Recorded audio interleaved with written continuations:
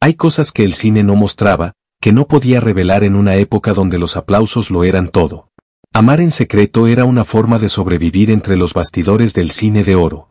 Hubo miradas que se evitaban, cartas que se destruían, caricias contenidas y amores imposibles que jamás llegaron a escribirse en un guión. Actores que lo tenían todo, fama, dinero, mujeres rendidas a sus pies, y un secreto que llevaban en el alma hasta su último aliento. Se casaron, fingieron romances, adoptaron poses de galán. Pero cuando las luces se apagaban, el verdadero drama comenzaba. Porque en el México de los años 40, 50 y 60, amar a otro hombre era una condena silenciosa. Y muchos murieron así, en silencio, tras una máscara perfecta, ocultando el amor que nunca pudieron vivir libremente. Hoy vas a conocer a 15 ídolos del cine de oro que, detrás de la fama, supuestamente ocultaban una historia de amor prohibido con otros hombres. ¿Estás listo? Comencemos. El eterno galán serio, el de voz profunda, mirada melancólica y personajes atormentados, demasiado atormentados. Muchos críticos notaron que Arturo interpretaba con una intensidad emocional que parecía surgir desde lo más profundo, como si siempre cargara con una culpa, una sombra. Y quizá era así. Se casó, por supuesto, con una mujer leal que lo acompañó hasta el final. Pero los rumores nunca cesaron. En fiestas privadas se hablaba de amistades excesivamente cercanas, de escapadas discretas, de afectos que se disimulaban con palabras rebuscadas. Una persona del medio dijo una vez, Arturo no actuaba el dolor, lo vivía. Murió respetado, sí, pero también con una parte de él que jamás pudo mostrar. Mexicano, pero estrella en Hollywood, Novarro fue uno de los primeros íconos latinos del cine mudo. Su belleza exótica lo volvió deseado por todos, pero también fue uno de los más perseguidos. Abiertamente homosexual en círculos íntimos, vivió con el temor constante de ser descubierto. En México, donde se refugiaba ocasionalmente, se decía que tenía amistades muy discretas y que evitaba los escándalos a toda costa. Su final fue brutal, le arrebataron la vida en su propia casa dos jóvenes que creían que ocultaba una fortuna. Lo encontraron atado, golpeado y humillado. La prensa suavizó lo más crudo, pero la industria lo sabía. Todos sabían, y nadie hizo nada. ¿Crees que fue todo premeditado para encubrir algo más grande? Nació en Pénjamo, Guanajuato, el 30 de septiembre de 1900. Fue el mayor de 3 hermanos, José, ya fallecido, que fuera también actor, y Julia, que radica en Madrid, España. Joaquín Pardavé falleció el 20 de julio de 1955, en la Ciudad de México. Fueron sus padres Joaquín Pardavé, actor de gran renombre, y Delfina Arce, notable cantante de zarzuela. Vivió en la ciudad de Monterrey, NL, en 1916 y 1917, todo el demás tiempo en México, DF. Estudió primaria en la Escuela San Luis Gonzaga, secundaria y preparatoria en el Vasco de Quiroga. A los 15 años de edad tomó un curso de pintura en la Escuela de San Carlos. Su carrera de actor la inició muy pequeño, ya que sus padres lo sacaban en brazos al escenario. Su primer papel lo obtuvo a la edad de 4 años en la obra La cara de Dios. Como compositor comenzó a escribir cuando contaba con 16 años de edad, fue el mismo año en que falleció su madre. Joaquín dejó los estudios para trabajar y sostener a sus hermanos. En esos días compuso Mi Carmen, para su novia. Por necesidades económicas se trasladó a Monterrey, en donde ingresó a Ferrocarriles Nacionales como ayudante de telegrafista, era 1917. Progresó en su empleo, pero su destino era otro. En 1919, su tío Carlos Pardavé, también actor, lo llamó. Joaquín abandonó el empleo para dedicarse al teatro. En abril de ese año debutó en el Teatro Ideal, formando parte del elenco de la obra Los hijos del Capitán Grant. Inició así de manera oficial su carrera artística, una carrera que sería muy brillante y prolífica. En 1925 conoció a la señorita Soledad Rebollo, tiple del teatro donde trabajaba. Contrajeron matrimonio el 26 de octubre de ese mismo año. Soledad se convirtió en el amor de su vida, su inspiración floreció y escribió para ella canciones como Plegaria, Bésame en la boca, Negra consentida, Varita de nardo, etc. Joaquín Pardavé ingresó al cine con la película Jalisco nunca pierde. Intervino en 105 cintas, de las cuales dirigió 24. Fue actor, compositor, pintor, escritor de obras de teatro serio y de revista, así como de argumentos cinematográficos. En su juventud jugó fútbol, formando equipo con Roberto Soto hijo y Fernando Soto Mantequilla. Tenía una fuerte personalidad y un carácter como pan dulce. Era extraordinariamente responsable. Sus principales pasatiempos: jugar boliche, escribir, leer y escuchar música, de preferencia la popular nacional, las piezas y canciones de sus contemporáneos y las que él escribió. De la enorme lista de canciones que compuso, La Panchita, Falsa, No hagas llorar a esa mujer, El aburrido, En un burro tres baturros, Tus cabellos, Cholita, Caminito de la Sierra, Ventanita morada, La mujer ladina, Pénjamo, dedicada a su tierra natal, y su última canción, Ando picado, dedicada al señor Miguel Aceves Mejía. Entre las películas, El que tenga un amor, El paisano Jalil, Los hijos de don Venancio, Los nietos de don Venancio, Cuando los hijos se van, Azahares para tu boda, El marchante Nejib, Ojos de juventud, Al son de la marimba, La tía de las muchachas, México de mis recuerdos, Soy charro de Rancho Grande, Los viejos somos así. Una gallega en México, En tiempos de don Porfirio, Ahí está el detalle, El gran Macaquicus, etc. La canción que le dio mayores satisfacciones fue Negra consentida, que la escribió a su esposa Cholita.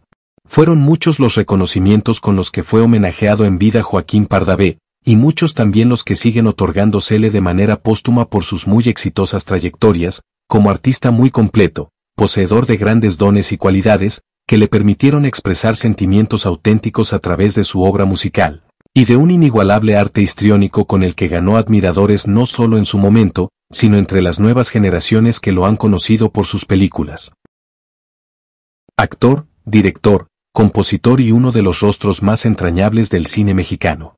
Pero detrás del humor, del carisma y de los personajes cómicos, se escondía un hombre profundamente reservado. Su matrimonio fue largo, pero distante, y nunca se le conocieron romances más allá del papel. Lo curioso es que, durante años, circularon cartas misteriosas firmadas con iniciales masculinas, que, según algunos historiadores, eran demasiado íntimas para tratarse solo de amistad. Aunque nada se comprobó oficialmente, incluso su fallecimiento despertó teorías. ¿Murió por causas naturales o a causa de una tristeza acumulada? Lo único cierto es que nunca habló de amor con nadie, ni en público ni en privado.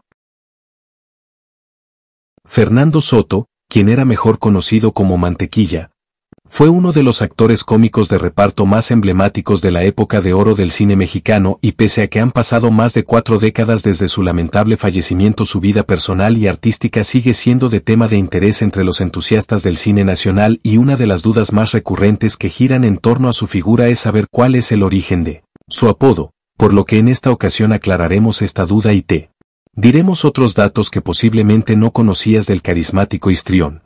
La historia de Fernando Soto Astol comienza el 15 de abril de 1911 cuando nació en la capital de Puebla y desde entonces estuvo involucrado en el ambiente artístico debido a que su padre fue Roberto Soto el Panzón, quien también era un reconocido actor cómico, mientras que su madre, Socorro Astol, era una destacada actriz y cantante de zarzuela a quienes acompañaba en sus giras artísticas en las famosas carpas itinerantes donde también se pulió como actor. Durante su adolescencia, Fernando Soto estudió en un colegio de religiosas y debido a ello tenía una personalidad un tanto reservada. Sin embargo, cuando comenzó a trabajar de manera formal en el ambiente artístico cambió totalmente su carácter, en especial con las atractivas mujeres de la farándula a quienes trataba de conquistar con su peculiar sentido del humor y según él mismo lo relató en alguna ocasión fue su propio padre el que le puso el apodo argumentando que era muy resbaloso y, desde entonces se le conoce como Mantequilla. Cabe mencionar que existe otra versión donde se asegura que el apodo de Mantequilla tenía que ver con su sobrepeso, incluso, se sabe que otra variación de su sobrenombre era Mantequita, y aunque esta versión no está comprobada muchos expertos en el cine la han validado. Fernando Soto debutó en el cine mexicano a finales de la década de 1930 con pequeños papeles, sin embargo, gracias a su talento y simpatía natural poco a poco fue ganando relevancia como actor cómico de reparto hasta que se convirtió en uno de los histriones más solicitados de toda la industria.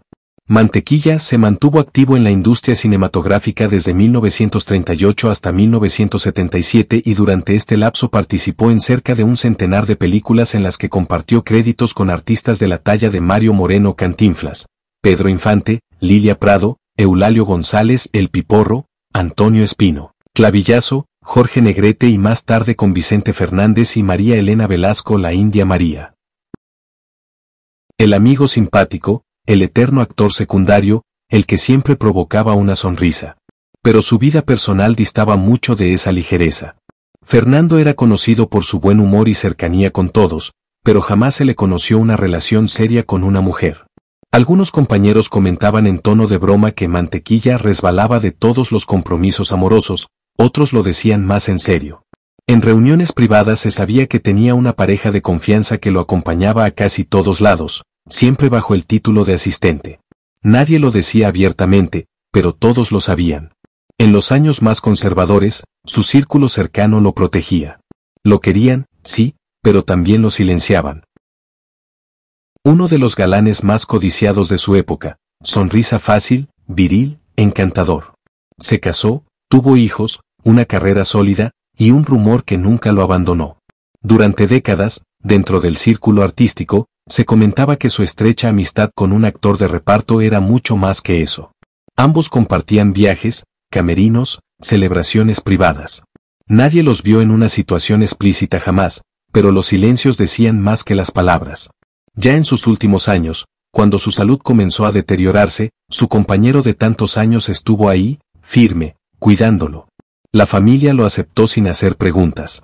A veces, el amor más profundo es aquel que nadie reconoce, pero todos respetan. Uno de los grandes actores dramáticos del cine de oro, con un rostro que parecía esculpido en piedra y una voz imponente. Víctor fue un galán en pantalla, pero en la vida real evitaba cualquier exposición sentimental. Era reservado, casi impenetrable. Nunca negó ni confirmó nada, simplemente se mantenía al margen. Sin embargo, siempre se mencionaba a un hombre, un actor de teatro con quien trabajó durante años y que, según dicen, vivió en su casa mientras se recuperaba de una enfermedad. Lo curioso es que nunca se fue. Su círculo más cercano decía que Víctor tenía un amor al que protegía con todo, menos con la verdad pública. Carlos López Moctezuma nació el 19 de noviembre de 1909 en la Ciudad de México, hijo del funcionario de Ferrocarriles Nacionales de México José López Moctezuma y de María Pineda, siendo el último de los hijos de un total de 11. Sus padres y hermanos mayores eran originarios de San Luis Potosí, por lo que a menudo él mismo afirmaba ser potosino. Debido al importante puesto que desempeñaba su padre, su primer trabajo lo encontró como mensajero de ferronales. Sus estudios básicos los desempeñó en un colegio marista, en el mismo lapso efectuó estudios en administración, lo que le permitiría continuar laborando en instituciones gubernamentales, y así lograr sufragar sus pagos en la Escuela de Teatro y Actuación en Bellas Artes. Discípulo de Virginia Fábregas y de Fernando Soler, debutó en el Teatro Orientación en la obra Antígona. Ahí fue donde conoció a quien sería la compañera de su vida, la actriz Josefina Escobedo. Fue ella quien pisó por primera vez los sets cinematográficos en 1934. López Moctezuma lo haría un año después desempeñando un papel pequeño, dentro de la película Dos cadetes.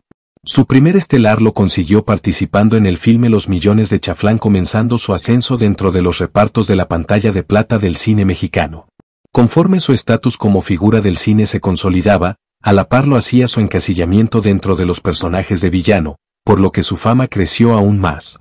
No obstante, dentro de la filmografía nacional existen cintas en las cuales ejecutó interpretaciones de personajes buenos e incluso bonachones, en el caso de Campeón sin corona, pero el estigma de villano del cine mexicano difícilmente lo abandonaría.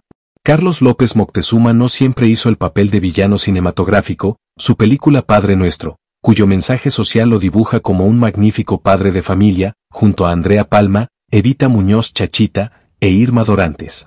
Su película, La Rebelión de los Colgados, es una cinta de gran drama, con la fotografía de Gabriel Figueroa, la actuación de Pedro Armendáriz y Ariadna Welter.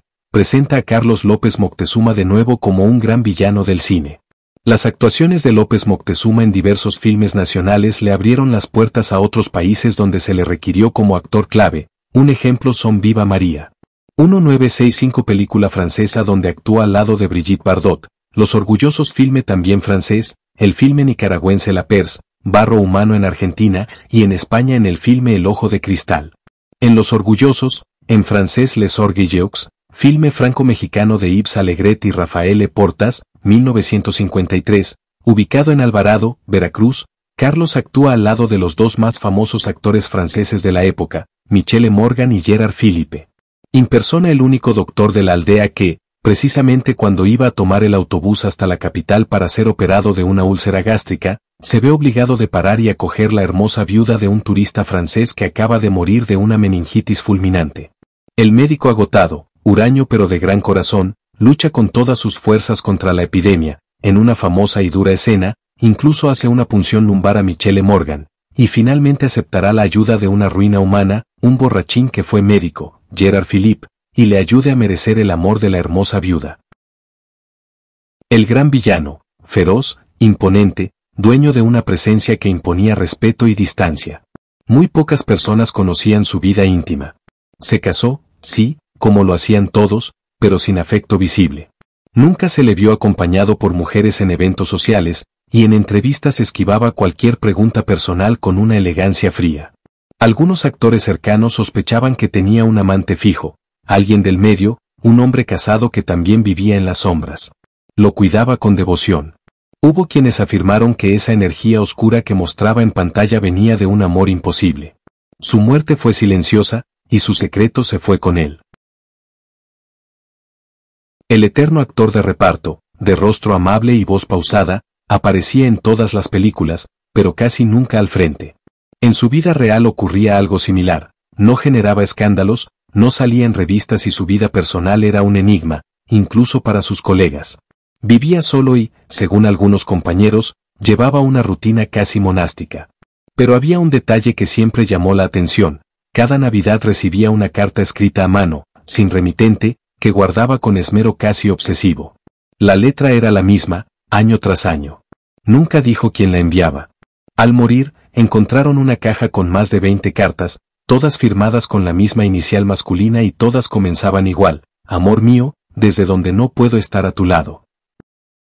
Cantante, actor y productor, Antonio era el prototipo del galán refinado: trajes impecables, voz suave, gestos contenidos. Se le atribuían romances, pero ninguno se confirmó. Lo curioso era su vida fuera del foco público. Vivía con otro hombre, su asistente personal, con quien compartía casa, viajes y decisiones importantes. Durante años, se comentó que su vínculo era más que profesional. Nunca hablaban de ello, pero las miradas entre ambos, según decían personas del medio, decían más que 1000 palabras. Uno de sus colegas más cercanos lo describió así: Antonio era un caballero, incluso para amar en secreto. Español de nacimiento, mexicano por adopción, Jorge Mistral fue un galán de cine y teatro, con una intensidad que traspasaba la pantalla. Pero detrás de esa mirada profunda, había un hombre que se sentía fuera de lugar. Se casó, sí, pero su matrimonio fue breve y lleno de ausencias. Varios testimonios del medio aseguran que Jorge mantenía encuentros con hombres, siempre discretos, siempre en ciudades lejanas. Se decía que le aterraba el escándalo. Ya en su madurez, su comportamiento se volvió errático, melancólico. Terminó su vida de forma abrupta, con un disparo que dejó más interrogantes que respuestas. ¿Fue el peso de una vida sin libertad? ¿De un amor imposible? Su historia quedó inconclusa, como muchas de las cartas que nunca se atrevió a enviar. Uno de los directores y actores más prolíficos de su época. Un hombre de autoridad, de decisiones firmes, de voz enérgica. Pero en su entorno más íntimo, se sabía de una relación especial con un joven actor al que impulsó, protegió y mantuvo cerca en cada producción. Cuando ese joven murió prematuramente, Cardona cayó en una profunda depresión. Dejó de filmar durante meses y jamás habló del tema públicamente. Las malas lenguas decían que esa pérdida le rompió algo por dentro. Fue un duelo silencioso, sin nombre, pero entre los técnicos se decía con respeto: esa fue su verdadera historia de amor, y nunca la pudo contar. Rudo, serio, casi siempre en papeles de carácter, Tito no era un hombre de sonrisas fáciles ni de confesiones públicas. Pero quienes trabajaron con él sabían que había una parte suya que nunca mostraba. Vivió solo casi toda su vida. No se le conocieron parejas ni rumores de mujeres. Sin embargo, había un director con quien colaboró en más de 8 películas, y que siempre estaba presente en sus momentos personales, viajes, homenajes, velorios. La familia cuenta que, cuando Tito murió, ese hombre lloró como si hubiese perdido algo más que un amigo. Algunos actores del medio lo dijeron en voz baja, entre susurros: Tito murió sin decirlo, pero amando profundamente.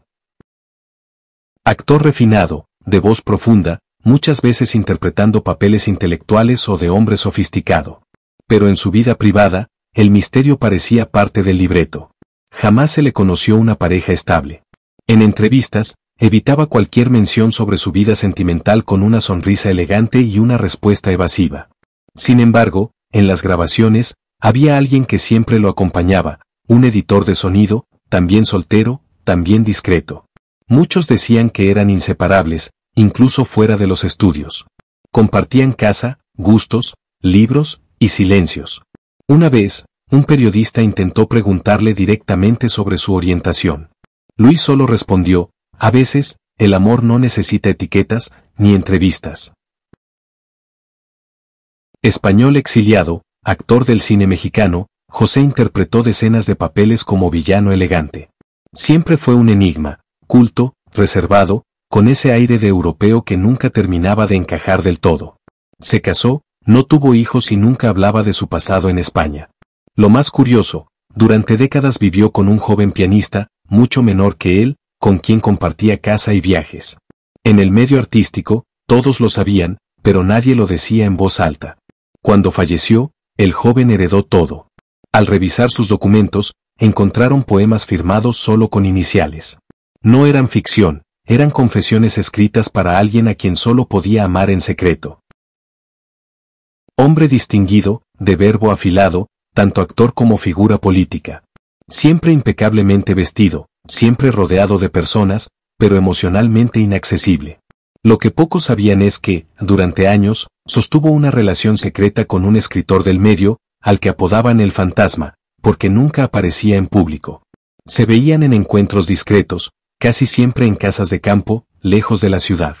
Según algunos amigos cercanos, Rodolfo dijo alguna vez: he amado pocas veces, y solo una fue real. Pero eso no se puede decir en voz alta, ¿verdad? Y no lo dijo nunca. Pero quienes lo conocieron, sabían perfectamente a qué se refería. Vivieron amando en voz baja. Algunos entre susurros, otros detrás de máscaras, otros rodeados de premios, aplausos y abrazos fingidos. El cine de oro los aplaudió por lo que mostraban, pero les negó el derecho a ser ellos mismos. Y así murieron, aclamados, sí, pero incompletos. Algunos se llevaron su verdad a la tumba. Otros dejaron migajas que hoy, décadas después, apenas comenzamos a leer con otros ojos. Cartas, miradas, silencios compartidos. Pequeñas pistas de grandes amores que nunca pudieron decir su nombre. Porque en su época, amar a otro hombre era un escándalo, una traición, un pecado. Y por eso eligieron callar, por miedo, por vergüenza, por sobrevivir. Pero el tiempo cambia. Y hoy, mirar sus historias con la verdad en la mano también es una forma de justicia. Así que ahora que lo sabes, ¿cuál de ellos crees que habría amado distinto si hubiera nacido en otra época? Déjamelo en los comentarios. Y recuerda, detrás del ídolo, siempre hay un ser humano, incluso si nunca lo dejaron serlo del todo.